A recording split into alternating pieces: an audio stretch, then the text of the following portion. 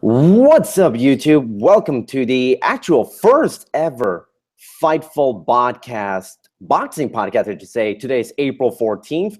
I'm Carlos Toro, as always, and joining me, as always, the one, the only, Steven Muehlhausen. How are you doing, Steven?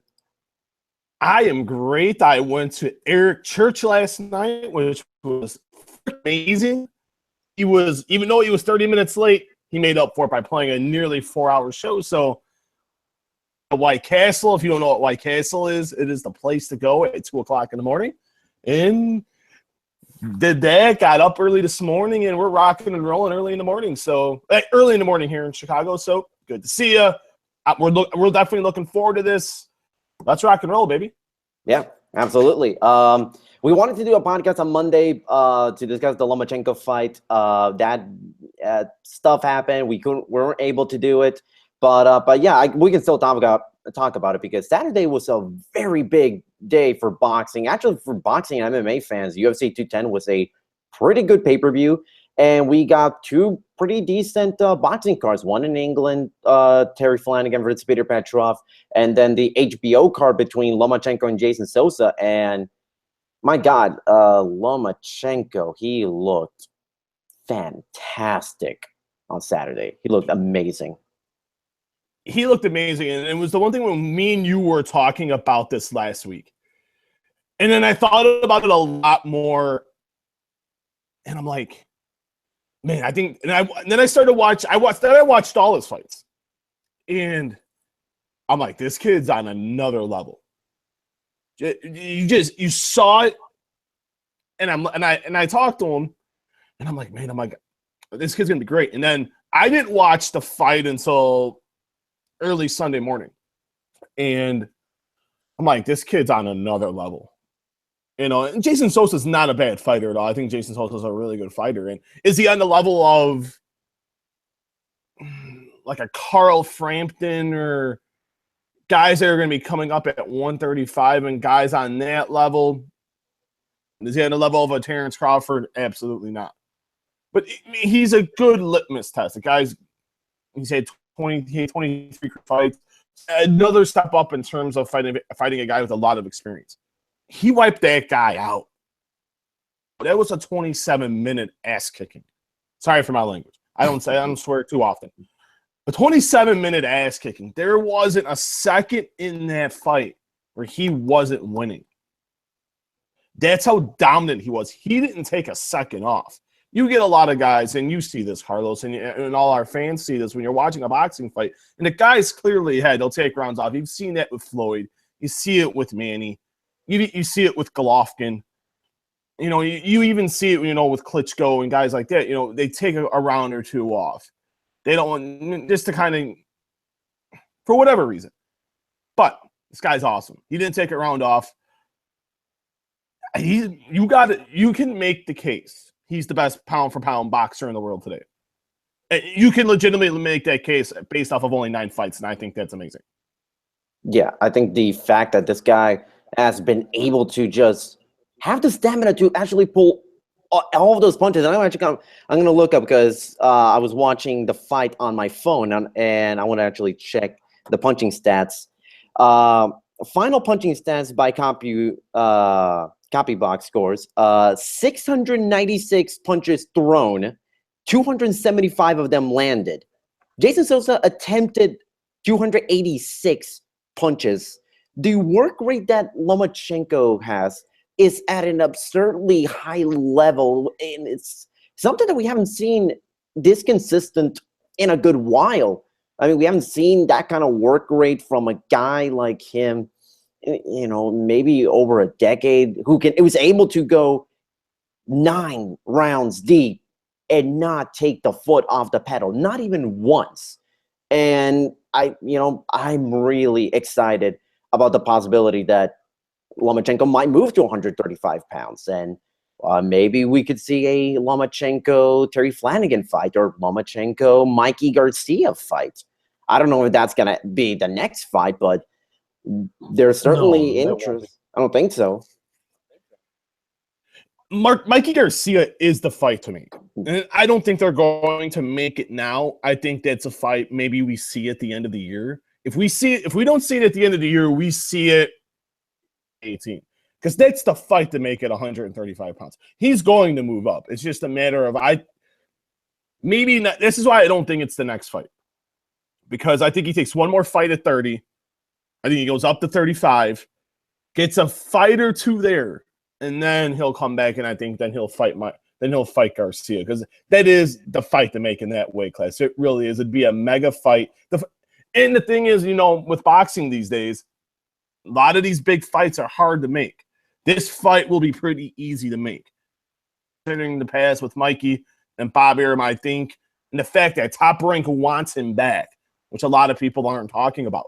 So I think this fight will be very easy to make if and when it happens. They both still have to win, don't get me wrong, and I think they will. But if they get through the test they have to get through, I think this will be the fight to make either at the end of this year or the first quarter of 2018. And speaking of, big fights, just the other boxing card that I was mentioning, Terry Flanagan versus Peter Pacquiao, that was a pretty good boxing card. I don't know if you managed to watch that fight, but it was a good fight. It was much closer than a lot of people were making out to be. The broadcasters were just absolutely shilling for Terry Flanagan throughout the entire fight.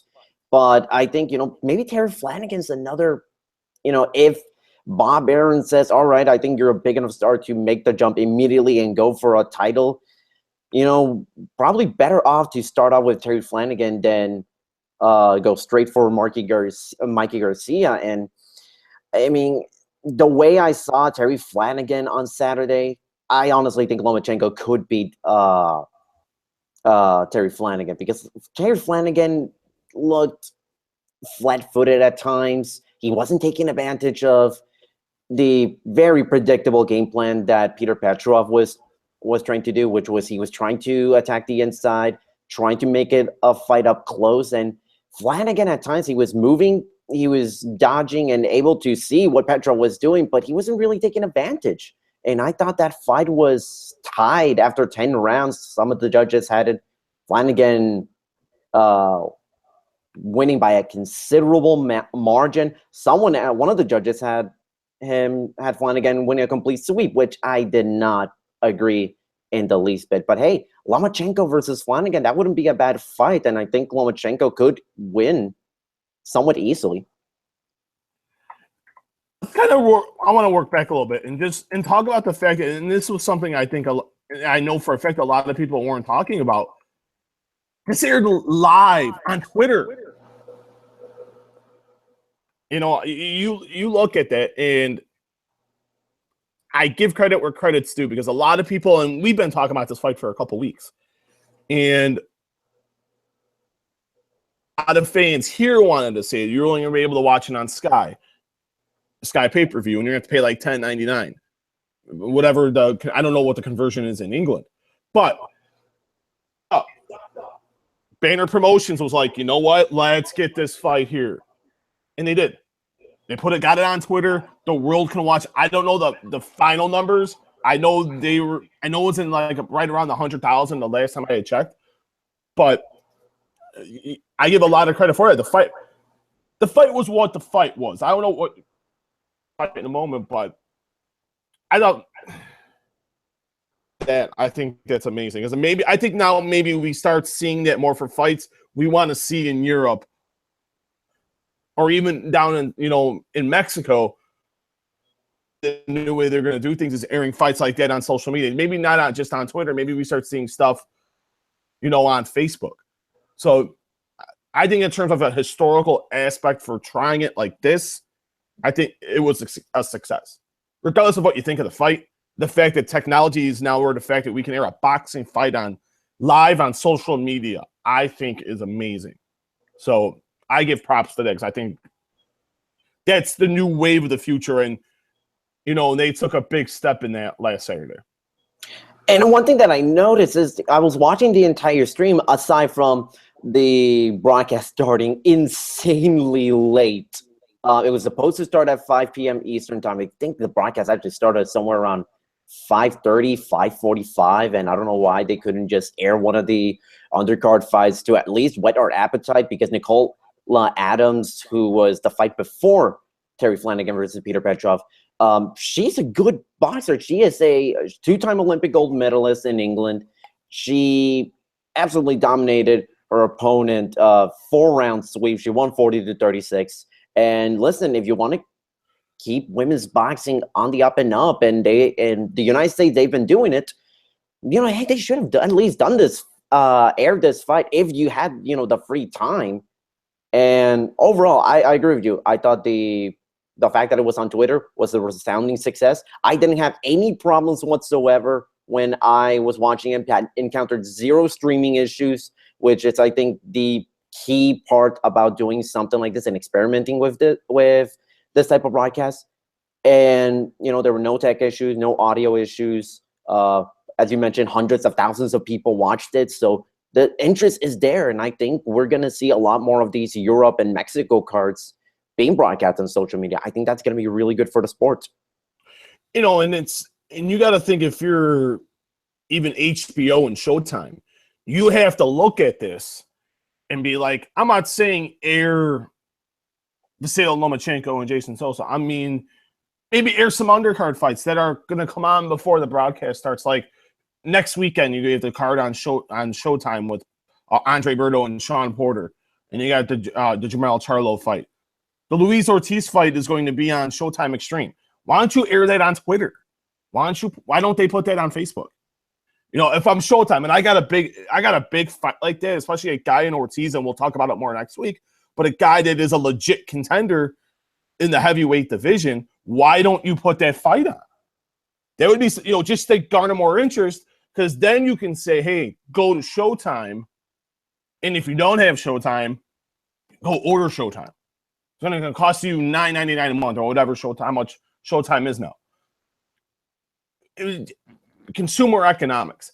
If you do that, you can maybe get some churn. The churn can be people will come in. If they don't have it, they'll buy it.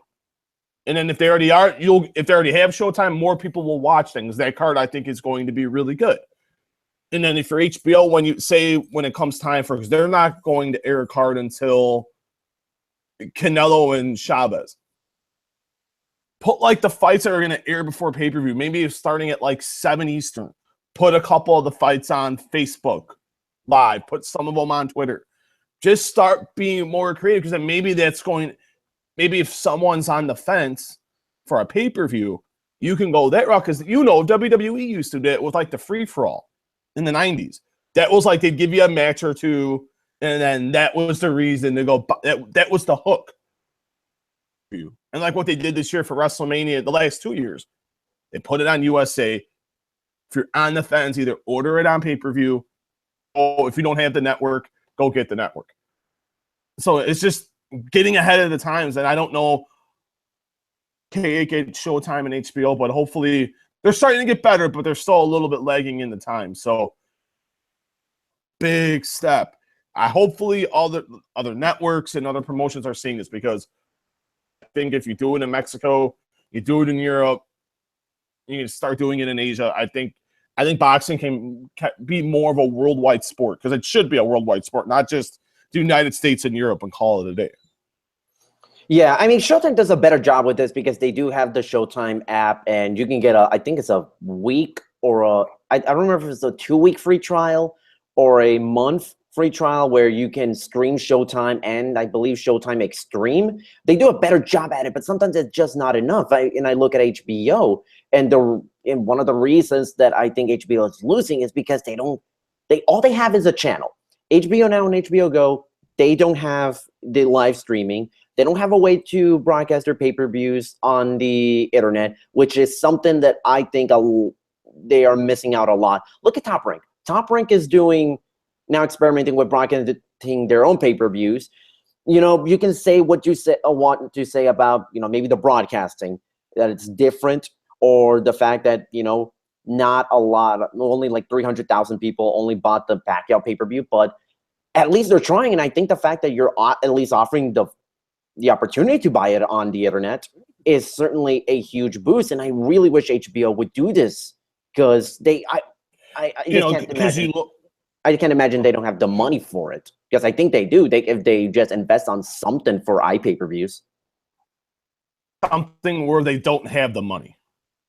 And this is this big misconception. Oh, they don't have the money. No, they got the money.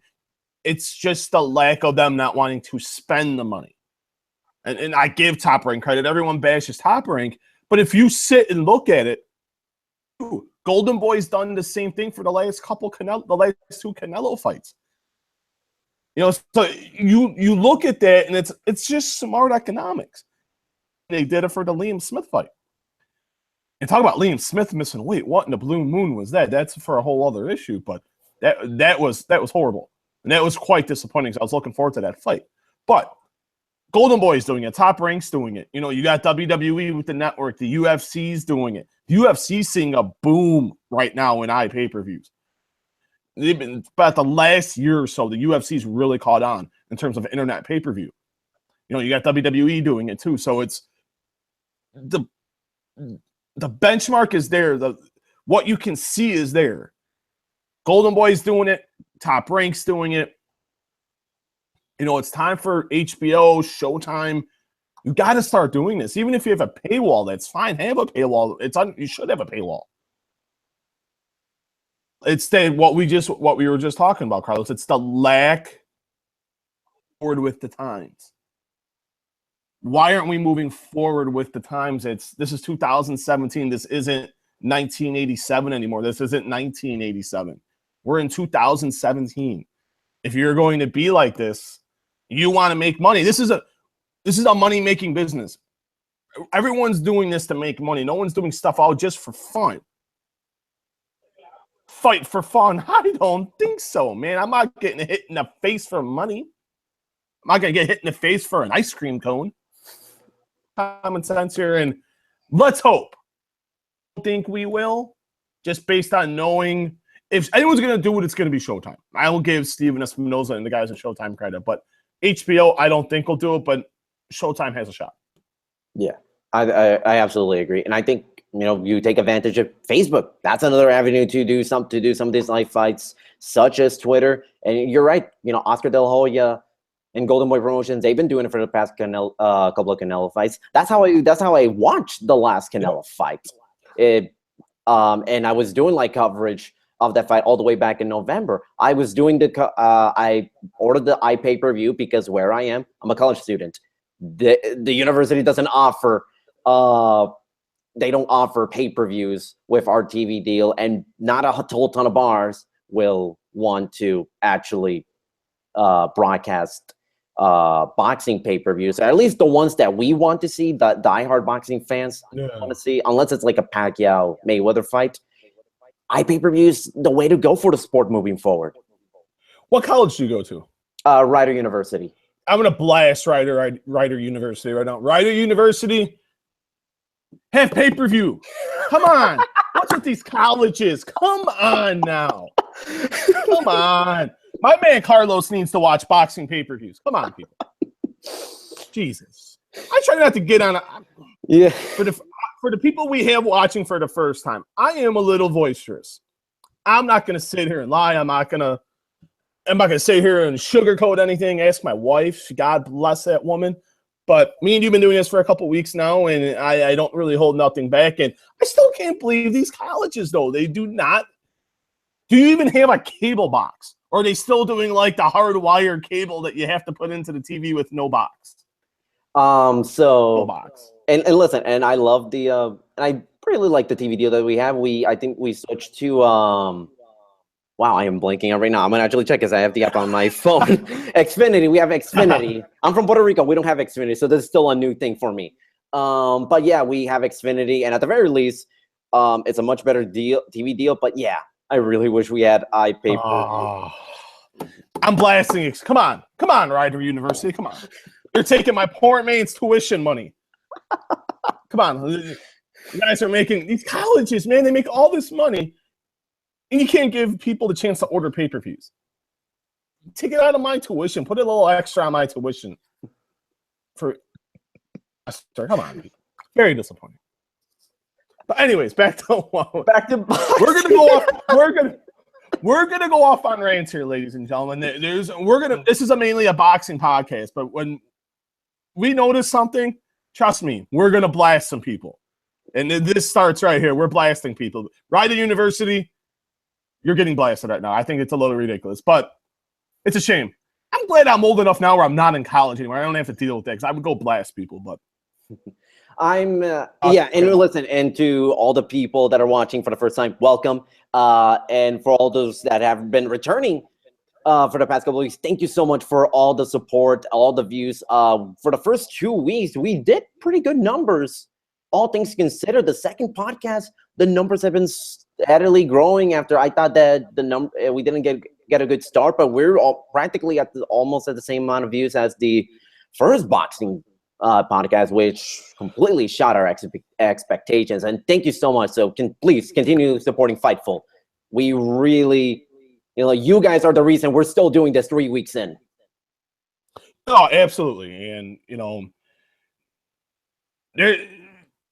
I've said this to you off air, and I've said it to a couple people off air as well, that, this has exceeded my expectations so far. Just, and we had a lot of great video podcasts. We really do. We got, stuff with my man Showdown Joe, Matt Riddle, Sean Pearson, Elias Thurdo, the man with the best hair in all of mixed martial arts. Got stuff with Matt Riddle, Shane Helms, the man himself, Sean Ross Sapp. So we got a lot of Jimmy Van. We got some unbelievable podcasts. And wrestling, MMA, this is the only boxing podcast. So the fact we get 1 day a week is a good start. So you know what?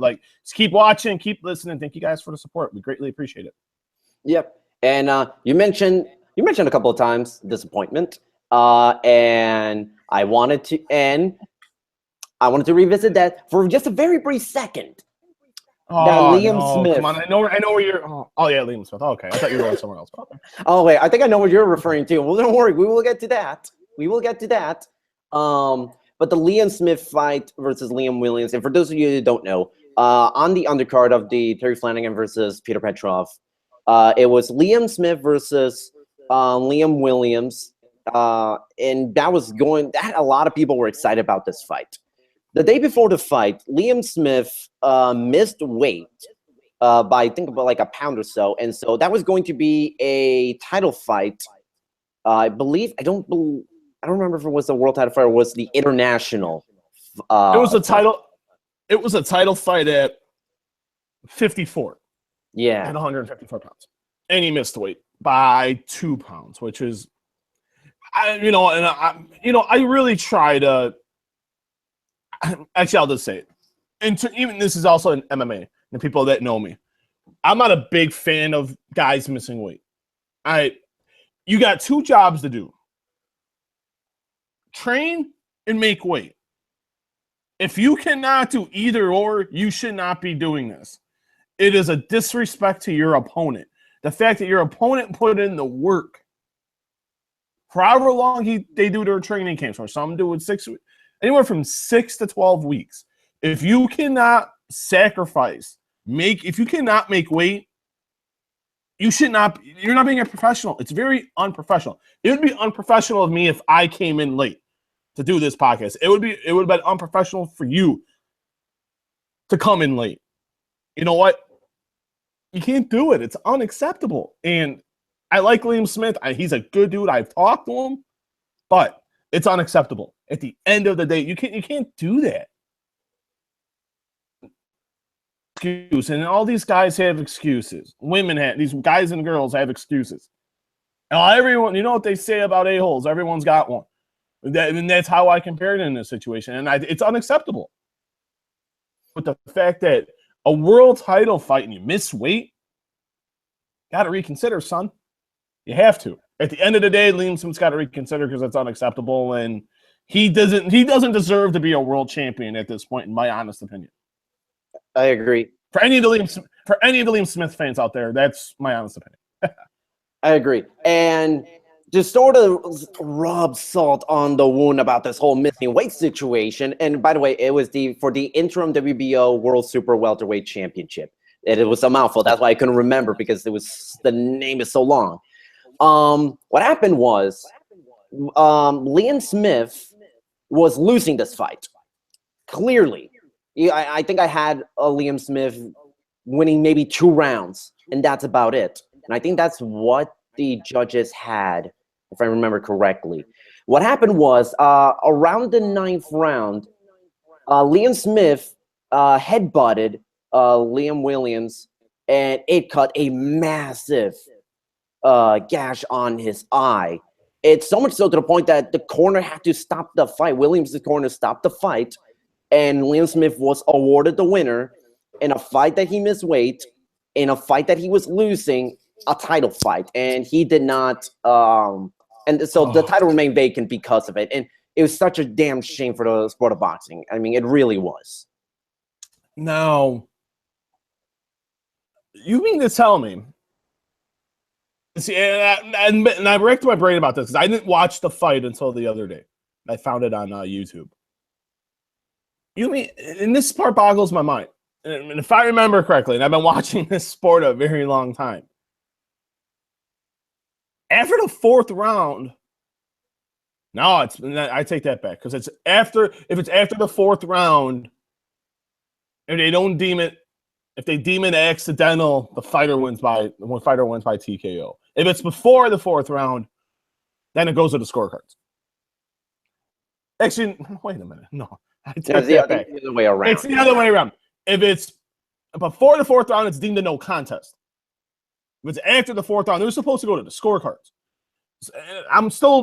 I've sent an email to the WBO, and I haven't gotten a response for a clarification. The sense of why they just didn't go to the scorecards. I had Liam Smith winning a round. 6 rounds going into the 9th. And he just looked terrible. He didn't look like the guy that you can say what you want about how he fought against Canelo Alvarez.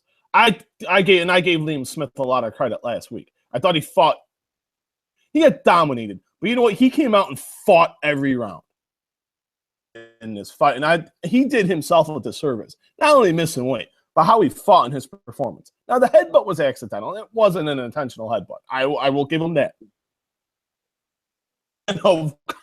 Won the fight. That should have went to the scorecards. Williams should have won the fight. For one reason or another, way too many organizations in boxing decided that we're going to give Liam Smith the winner. He'll be the winner by TKO, which was a little ridiculous. Plain and simple. Yeah, absolutely agree. So we got the announcement. We discussed this last week. Ward Kovalev 2.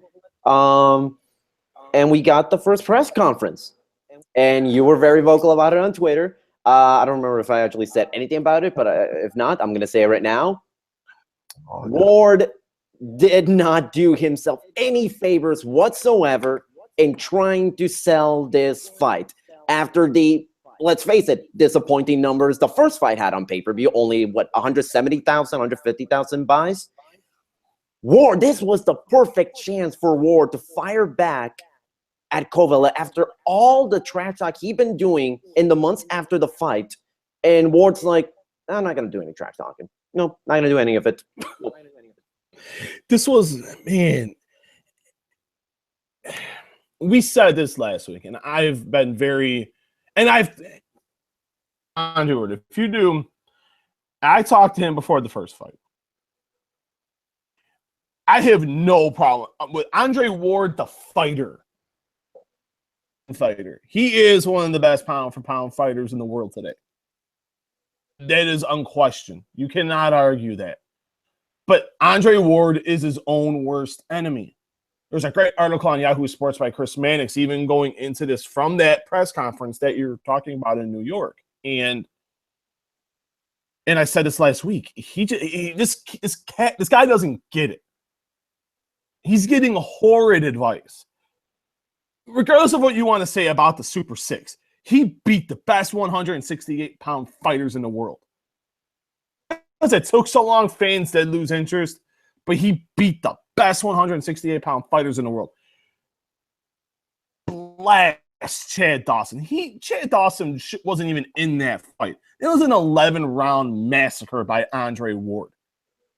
Made him a superstar. They should have put him on a level that he should be at.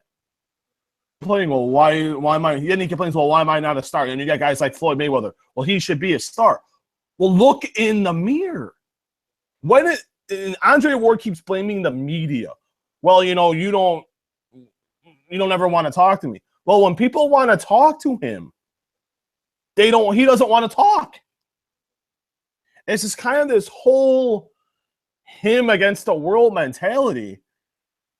That first fight should have done gangbusters. Sergey Kovalev did his job. He sold the fight the best he could. But when you have an unwilling participant, Sergey Kovalev is brand new to the pay-per-view audience of the United States. And he's new to the United States in general. He's only been fighting here for about 5 years. Andre Ward's a staple in American boxing. It's get your bleep together, man. Come on. He should be a megastar.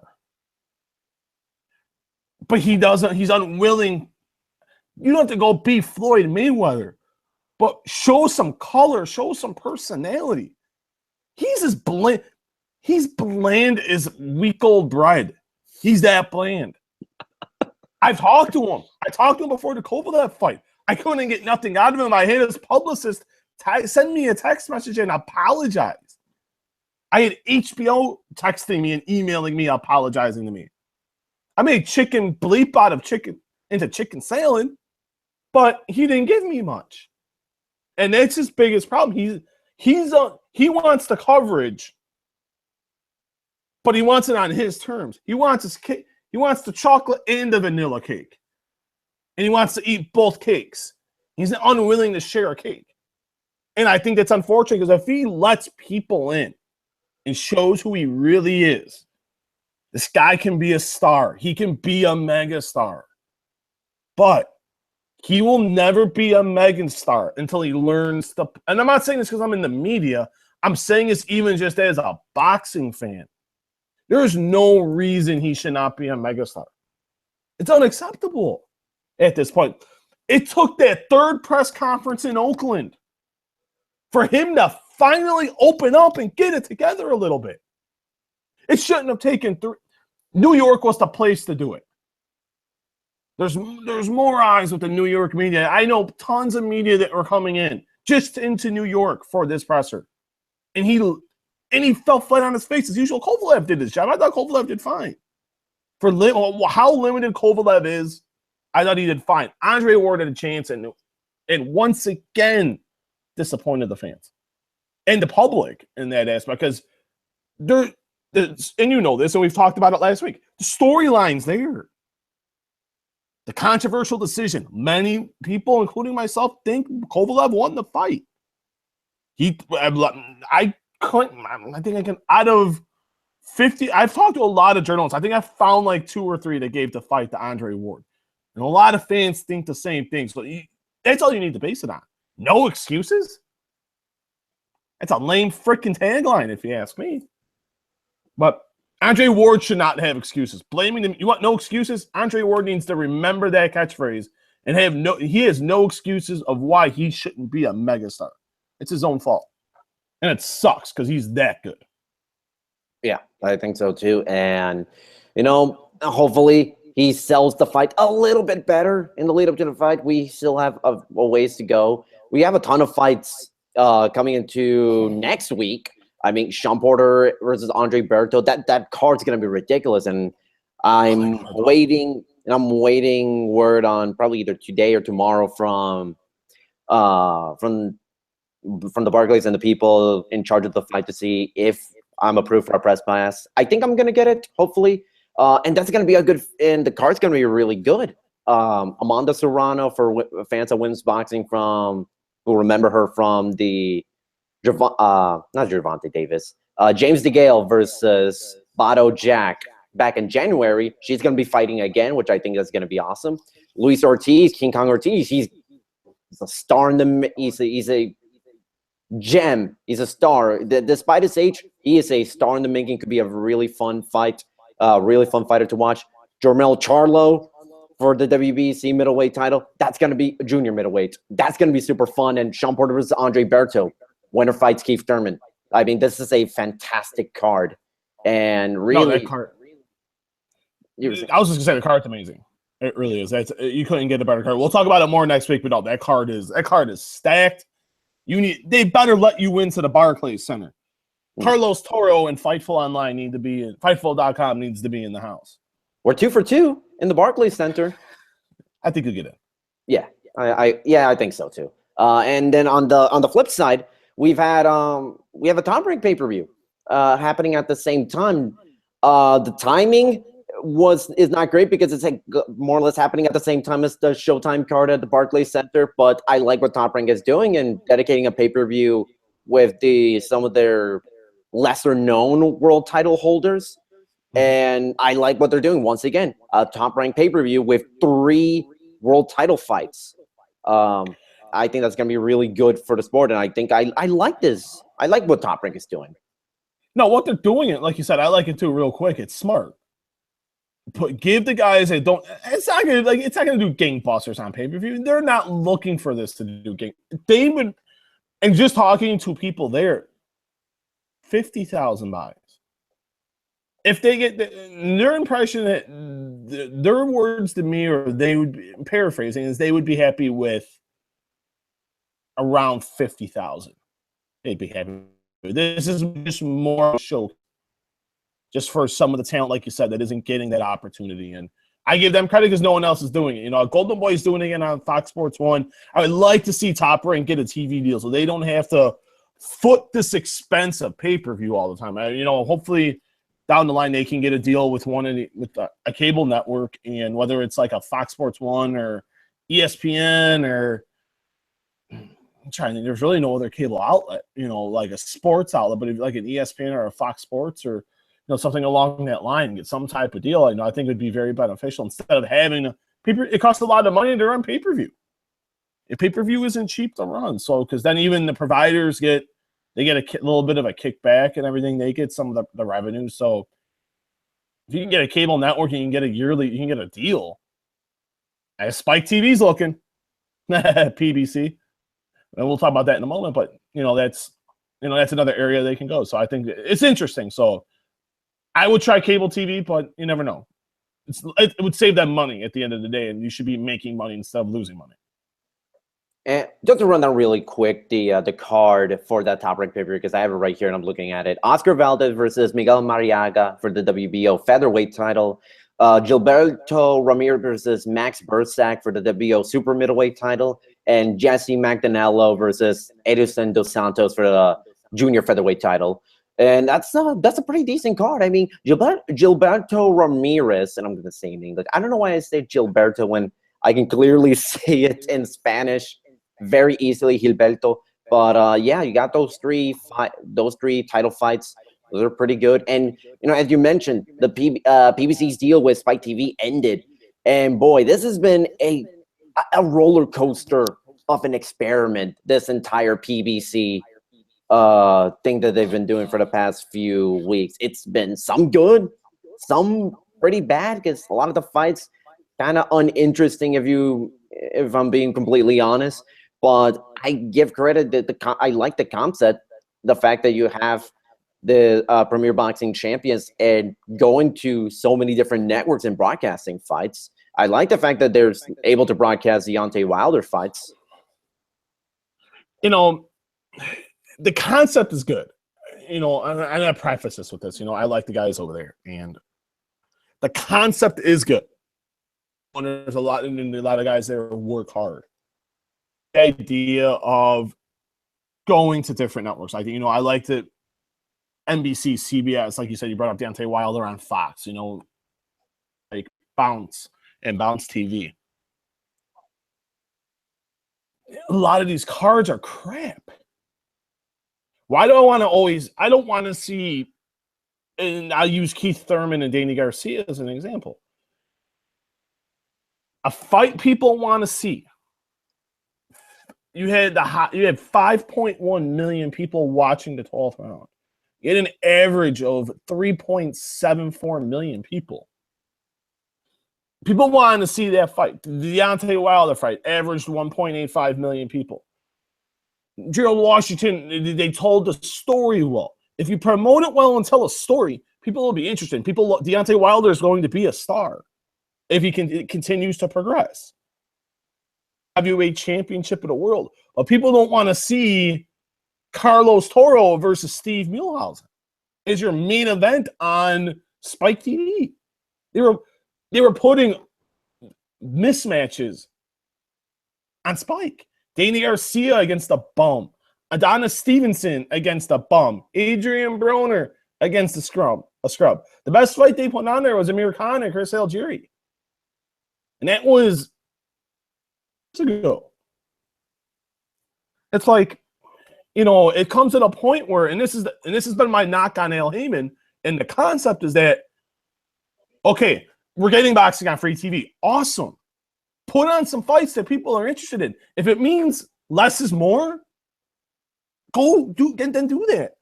Every card should be a quality. Every card can't be Keith Thurman and Danny Garcia. I get it. Please if you got the world champ, if you got an Adonis Stevenson, he's got to be in there with a top 10 opponent to prove his worth. Not a guy that's like unranked or you're putting Danny Garcia in against a guy who he's gonna mop in 8 rounds. People don't want to see competitive fights. And when you're not putting on competitive fights, ladies and gentlemen, Spike did the right thing here. And I've talked to Spike. Spike said they're open, and I know David Schwartz has come out with quotes and just talking to people there. They're willing to work with them if it's the right fight. They were tired of the mismatches. And the kicker out of this, Al Heyman's doing time buys with NBC and Fox. Paying them, and you still couldn't give them quality matchups. They're losing. It would blow your mind of how much money they're losing on this venture. Mismatches. Put on quality fights. It's been proven that model works. It's the way to go. That's how people get noticed. That's how you become famous. That's how you make money. Matches that no one's going to watch is going to make no one money. The end game here for Al Heyman with the time buys was to make money. You had a company willing to pay you, and you still screwed it up. People could say all they want, but if you want to blame someone, blame Al Heyman on this venture. I don't blame anyone else but him. You blame the top person. You blame the guy at the top. He's the guy at the top running the ship. He's to blame here. People that are all the fighters that are Al Heyman guys and fans that like Al, but he's to blame here. Yeah, and overall, listen, I've enjoyed some of the cards. I've had to cover some of the cards. For the most part, it has not been great, as you mentioned. One of the best fights was 2 years ago. We have not had a card. Not just a fight, a card that's up to that level since. And it really honestly has been disappointing. So, yeah, I really don't. I think boxing is not improving because of PBC. I mean, in a way, it's kind of hindering it despite it because fans are tuning out to this fight. Unless it's a Deontay Wilder or unless it's like a Chris Algieri versus Amir Khan. It's not going to be, if you know what, I agree. They're not going to watch it. It's that whole adage of, and this is, the UFC show is tomorrow. Fighter in the world fighting in Demetrius Johnson. Get into MMA for a quick second. I'm going to watch it because it's the best fighter in the world. And then you got an undercard featuring top fighters. Now I'm going to watch. That card's going to get about 3.5 million viewers. You're giving me a reason to watch. If I'm watching a boxing card on CBS, give me a reason to watch. Fans want a reason. It has been proven. Fans will stay home on a Friday or a Saturday night if you give them something that's worth their while. They will not watch. It's common sense 101. And I think Al Heyman he's got a big stable of fighters. You cannot tell me you can't match them together, and that goes back to the politics of boxing that we talked about at the beginning. So reluctant to face each other, and then they complain that no one's watching. You get no one to blame but yourself. I don't feel bad for these guys when they bitch and they moan and they complain. Look in the mirror and blame yourself for the reluctance.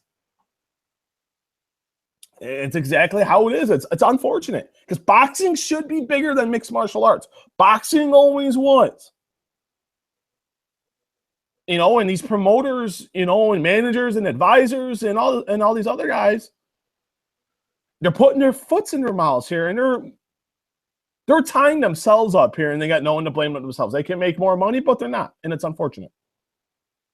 Yeah, and you kind of need to market. Also, you need to market these guys exceedingly well, and they really have not been. And one big fighter, yeah, I agree. And one big fighter. Go back real quickly before we go into the next topic. You talked about marketing. They just doesn't do it well. They're getting better. The WWE does it fantastically. I think WWE does it better than anybody else in terms of marketing. And I'm going to have some stuff coming out next week and, talking about marketing. But it should be so easy to market a lot of these guys, and they don't do it. I'm trying to get that off my chest because that so bothers me in this sport. Easy you can market. Why didn't we see Keith Thurman around after he beat Danny Garcia? 5 million people watched. I didn't see Keith Thurman do one interview after the fight. Interview with Keith Thurman. I got turned down. I don't get turned down for interviews. Oh, he wants to rest after the fight. Well, you can't tell me Keith Thurman can't do 2 or 3 days of media. 5 million people watched your damn fight, man. With you in the fact that you couldn't take another 2 or 3 days. 5 million. I'll preface it again. 5 million people. A boxing fight in over 21 years on cable or network television. And your refusal to talk to the media. It's unacceptable. You're going to get so many stories. Keith Thurman could have became a star in 3 days. Instead, Keith Thurman is doing who knows what. I don't know what Keith Thurman's doing. I don't know. Yeah. I don't care now. I don't care now for another 4 months of what Keith Thurman's doing. Yeah, that is honestly the problem. It really was. So right now moving on to another big fighter, Canelo Alvarez. He said, and I'm reading right now the official quote, said for a translator, that he wants to return to middleweight. He's returning to middleweight after this fight with Julio Cesar Chavez and said, look, I'm not a current world champion at middleweight. I have been in the past, but I'm not now. And as far as the weight after this fight, I'm not looking past this fight. I'm focused 100% on this fight, but I'm now staying at middleweight. I'll stay at 160 pounds. Aside from the obvious question is whether or not he will actually fight at 160 pounds or force his opponents to do a 155 catch weight. That's another question. But this is kind of basically the indication that, hey, I want Golovkin. This is going to probably happen. He'll probably fight Billy Joe Saunders first to get that world title. And as I said a couple of weeks ago, that's the route to go. Get Canelo to fight Billy Joe Saunders. Get Canelo to beat Billy Joe Saunders. And then you have your Golovkin versus Canelo, champion versus champion, for all the world titles. All the world titles. And there you have your absolute perfect fight since Pacquiao Mayweather. He's going to stay at 160. I think it's smart. There's no point of, and we talked, I think we've talked about this in terms of, you look at when Roy Jones moved up to heavyweight. Ruiz. He moved up to fight John Ruiz, and Roy Jones was never the same. And when he went back down and he had those fights with Antonio Tarver, he just wasn't the same. The risk you take. And Roy Jones, question, he still remains steadfast in that he made the right decision. And if you look at what happened, Roy was never the same after that fight. And I think Canelo, it's smart here by Canelo. But he has to be committed to 160. He can't be, I'm going to take a fight at 54. Maybe I'll take a fight at a catchweight at 50. It's one of those things where he has to stay at 60. And like you said, Carlos, he has to stay committed. And that's the thing. And we'll get into Billy Joe Saunders in a moment, but could that happen? Yeah. I can see that. I'm talking to Canelo this coming week, and I'll see where his head's at on it. I don't know if he's just on that one fight at a time, and it's Golovkin. I know he's already tired of hearing about Triple G, but this is a big step for Canelo. I think he's now making the sacrifice of like, you know what? I have the power to be here. I can fight at 160 pounds. I think it's also just going through camp. I think he's just seeing, okay, I can really do this at 160 pounds. I think maybe there before, and there obviously was some reluctance. That's why he was fighting at, like you said, he was taking fights at 155. But I like the move. It's a smart move. I think now he's getting it.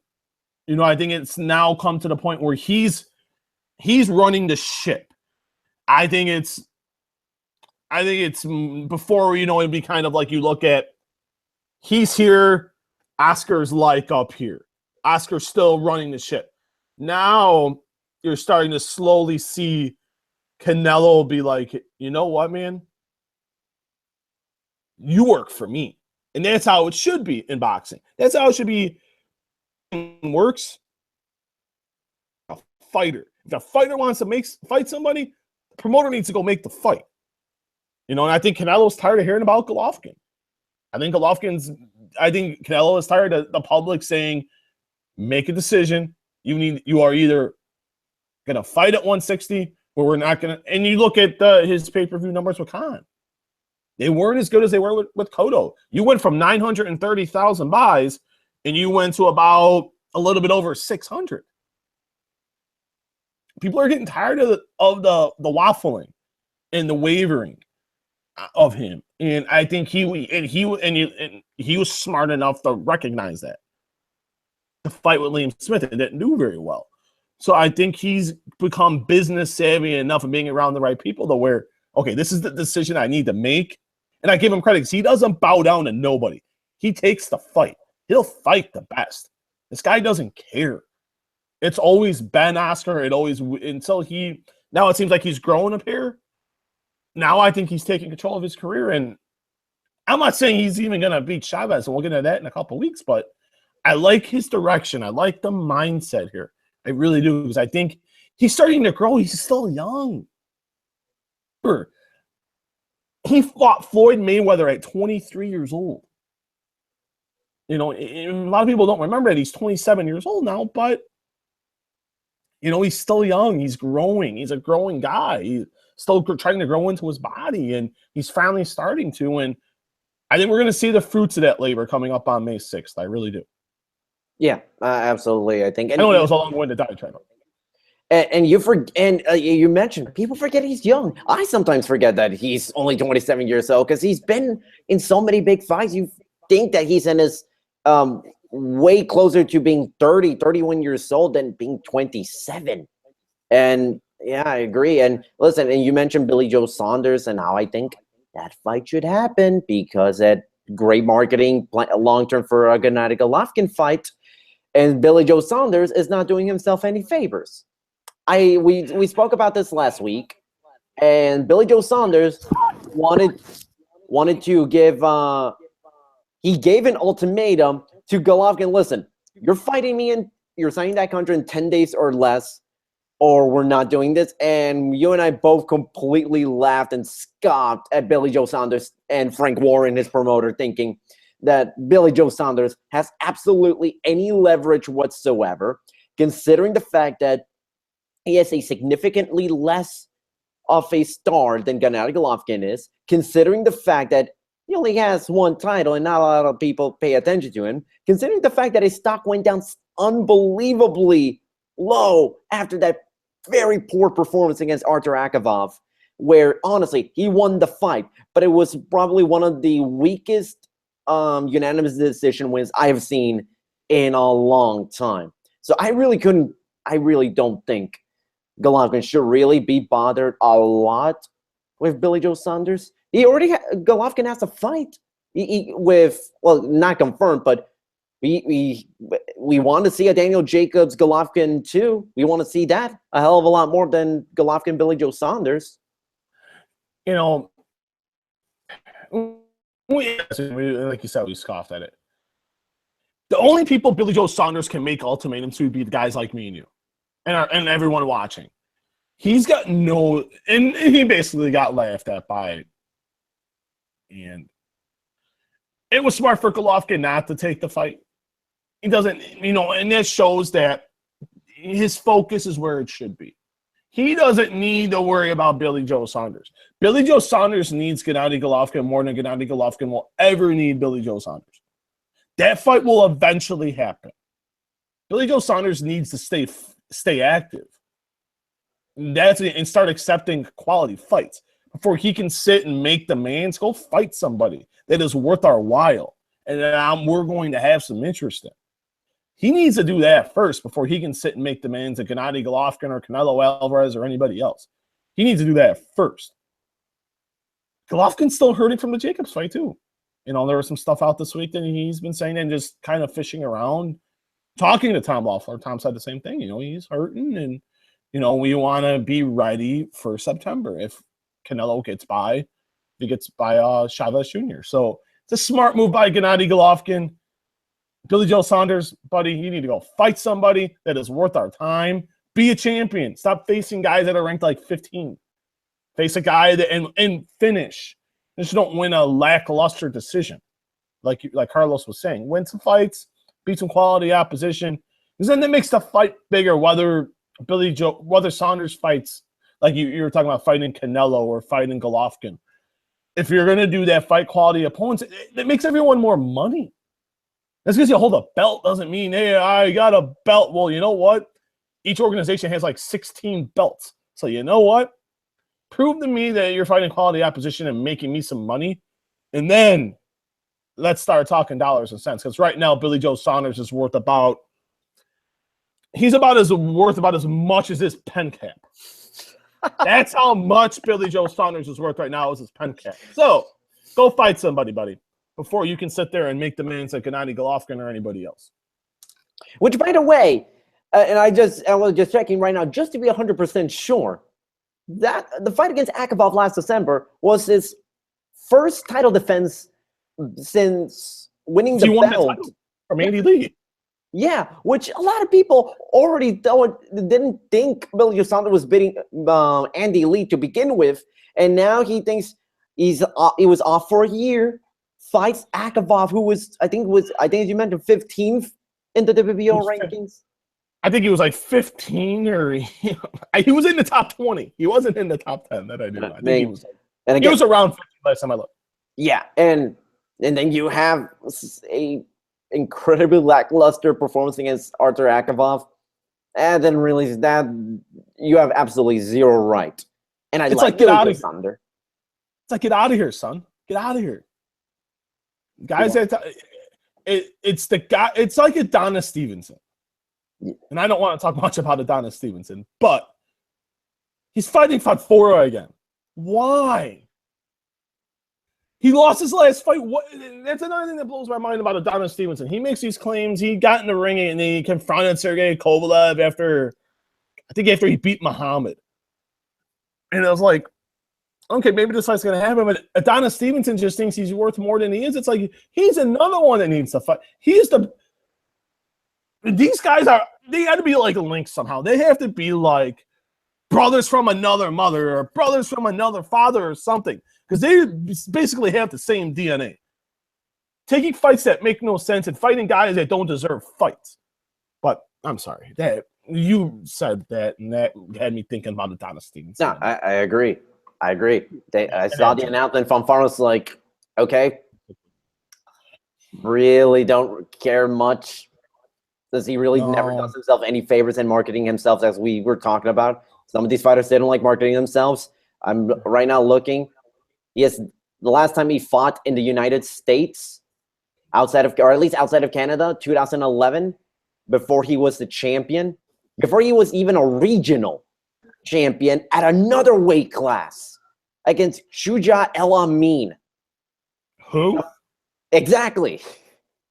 I'm not going to bash Canada because I think the Canadian market, there's something there. You look at when Hopkins fought Pascal in those two fights. Those fights did awesome in Canada. It did awesome in Montreal. You know, and I know Pascal's fought there in the past. I know Lucien Boutet and Pascal fought there. It's sold out the Bell Center. You know, there's a room for Canadian boxing. I'm not going to sit here and bash Canada. But when you're only fighting in one spot and not making yourself more remarkable, you're making guys come to you. Which, okay, you're the champion. You're fighting lesser-known guys. They have to come to you. But when you're fighting guys, and this is, I think, his problem. And I feel like I'm pretty right in saying this. Come here because I think it's his reluctance that he don't think he's going to win. To the day, these champions are guaranteed at least $1 million. You know, why is he going to turn down $1 million to fight a bunch of bums? He would have to come here and face a guy like Sergey Kovalev and Andre Ward, where he would get crushed. No pun intended in terms of Kovalev, but he would get crushed by Kovalev or Andre Ward. And that's his reluctance to come here. And that will, and you talked about him becoming a superstar, that will prohibit Adonis Stevens and same thing to Billy Joe Saunders. They'll be fighting more often here. You could be a European star, but you got to at least fight here once a year or once every other year. You know, I give Klitschko credit for it. He'll fight here once every other year. And he's a big enough name now in the sport to where he can mainly fight in Europe, and that's fine. He's Vladimir Klitschko. He's earned that respect. And I think that's unfortunate, like you said, in terms of marketing. Yeah. And we don't have a whole ton of time here, but I don't want to leave the podcast without talking about a certain fight that officially got made official. This is a good way to go ahead. I'm sorry. This is a great way to end this podcast. Manny Pacquiao versus Jeff Horn. It's official, like super official, about as official as it can be. It's been technically official since last week, but it wasn't. But it was. But now everything's kind of already put in place, as we've talked about this in the last 2 weeks. Pacquiao versus Horn. It's mainly, for one, to have like a world tour for Manny Pacquiao, and two, because it's Jeff Horn. And he's huge in Australia, and they want to sell 55,000 seats in Brisbane. So, I mean, overall, really not much to say from what we've already discussed other than Pacquiao's going to win. Horn is not on Manny's level, not even close. I don't know why you're throwing a guy like Jeff Horn, who may have some potential to be a star, into the fires this early into his career. Overall, we both kind of agree. This is really much to sell the fight in Australia more so than to help Jeff Horn or Manny Pacquiao for that matter.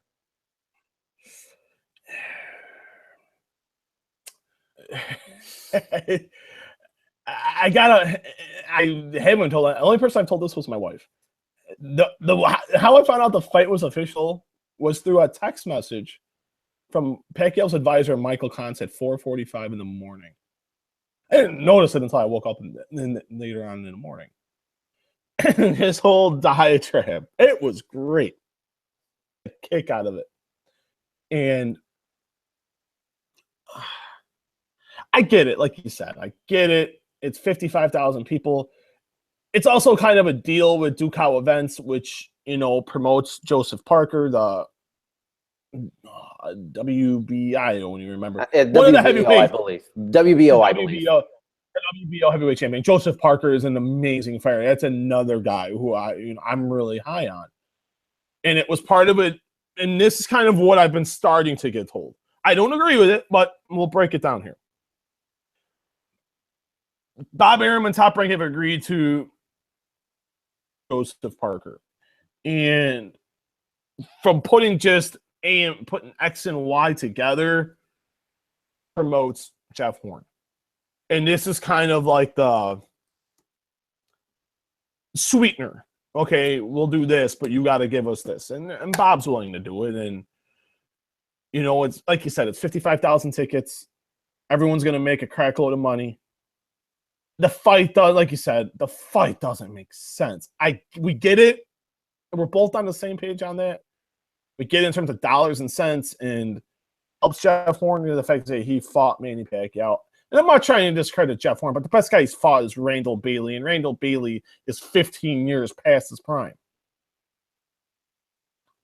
He hasn't fought anybody. He fought a guy 15 years ago that was a world champion. Okay. Awesome. Beyond that, Jeff Horn's fought nobody. And this is going to be a complete mismatch. It's a world tour. It's a little deal with Ducal events. Everyone is happy. Everyone's going to make their money. I think, man. And the key thing to remember here, fight Manny Pacquiao and his advisor Michael Kans wanted. They didn't want this fight. They wanted Adrian Broner, Terrence Crawford. These are the guys that they're looking for. Floyd Mayweather. These are like the fights that they're looking for. Too much for them here.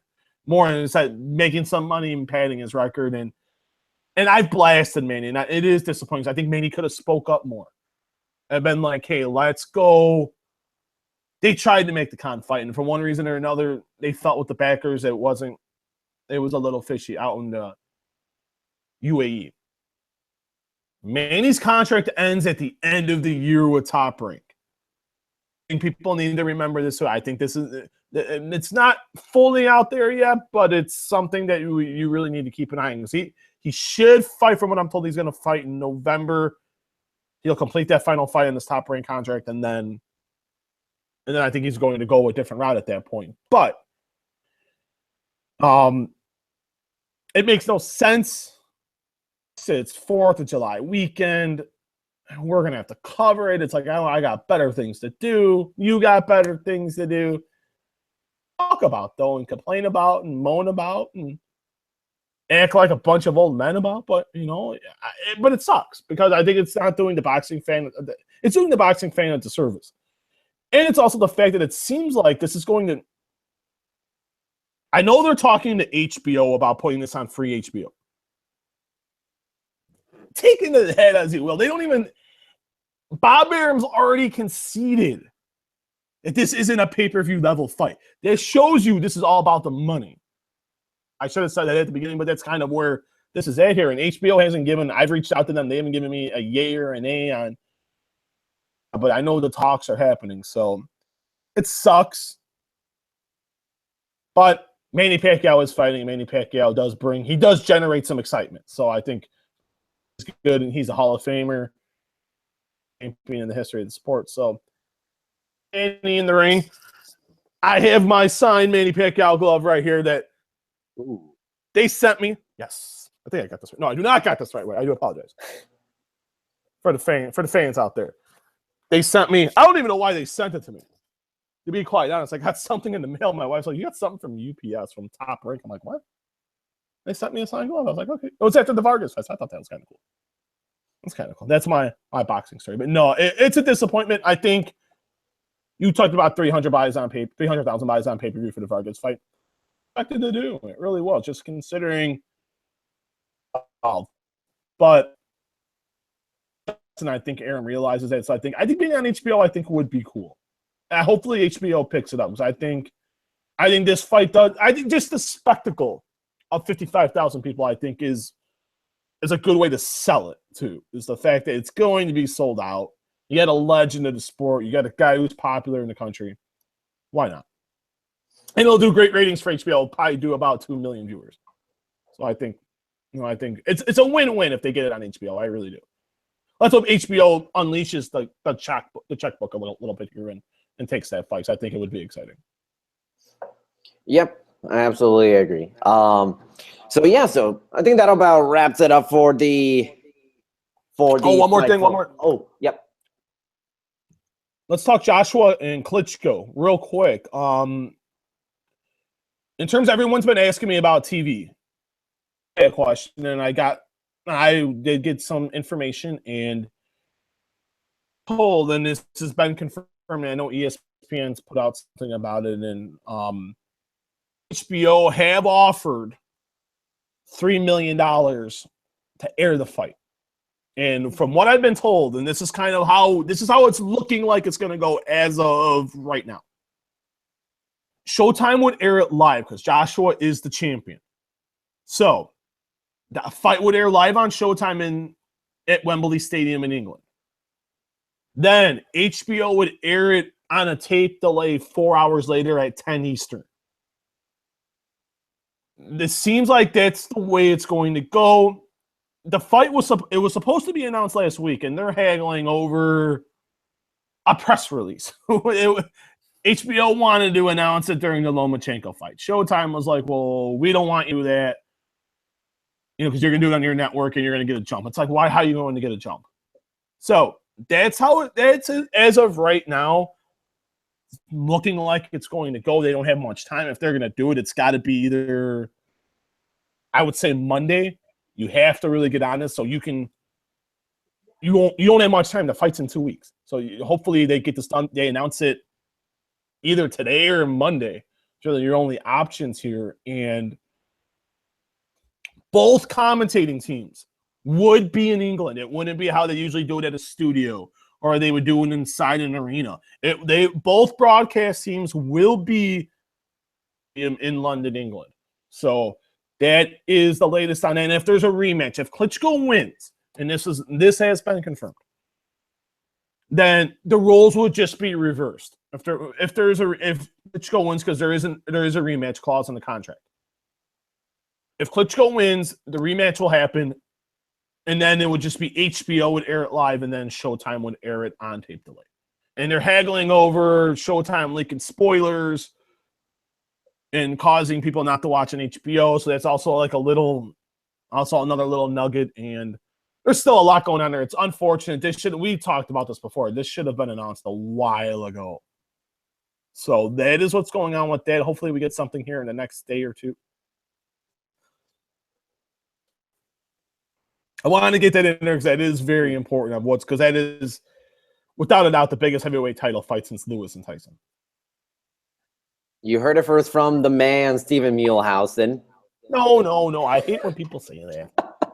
Well, listen. People say that I'm nobody.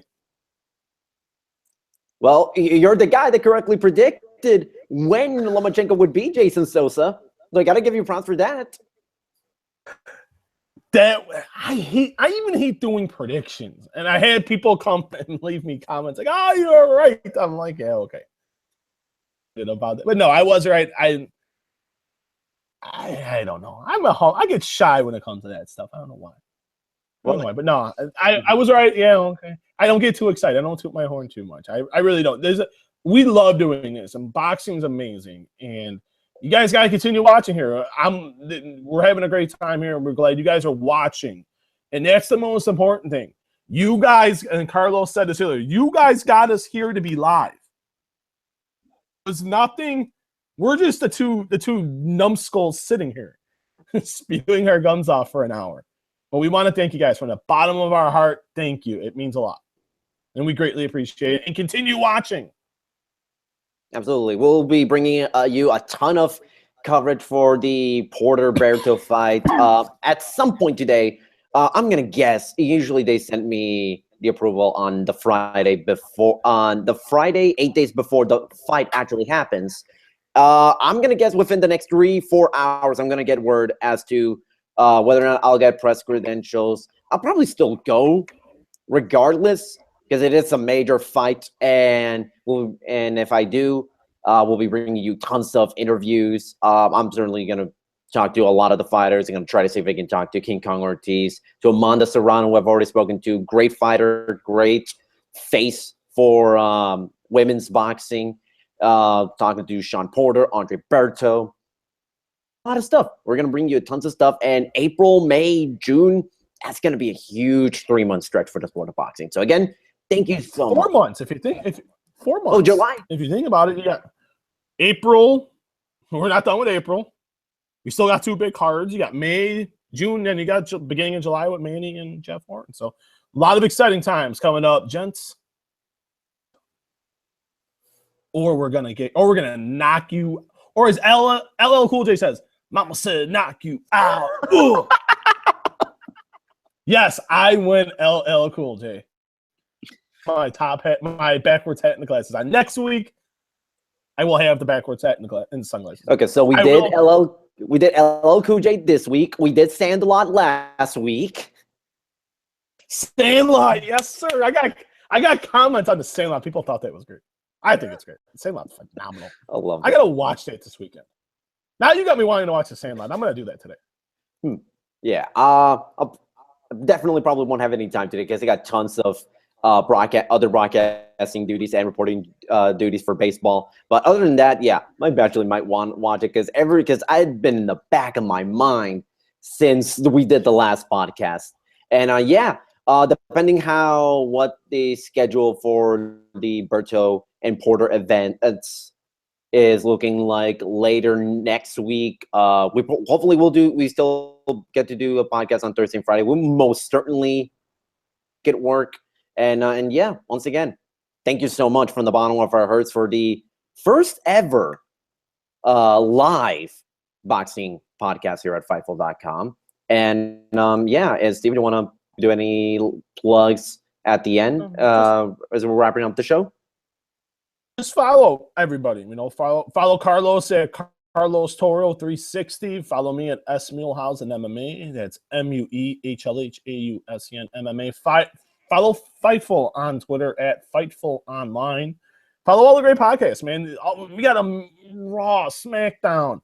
Got stuff with Showdown Joe, daily MMA podcast. We got stuff with Matt Riddle, the biggest independent star in professional wrestling. WCW champion in the cruiserweight division, Shane Helms. Got Sean Pearson, the man with the best hair in MMA, Elias Theodo. So we got a lot of awesome podcasts.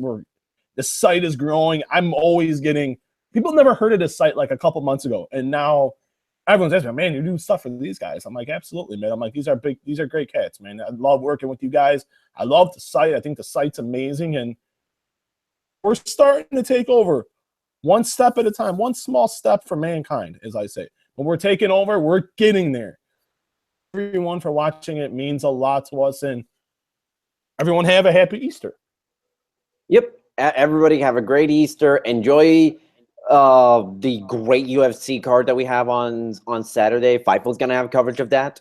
And Carlos Toro, Steven Muehlhausen signing out. This has been the first ever live boxing podcast. And once again, thank you so much. So I see Steven doing a little bit of a shadow boxing in front of the computer screen.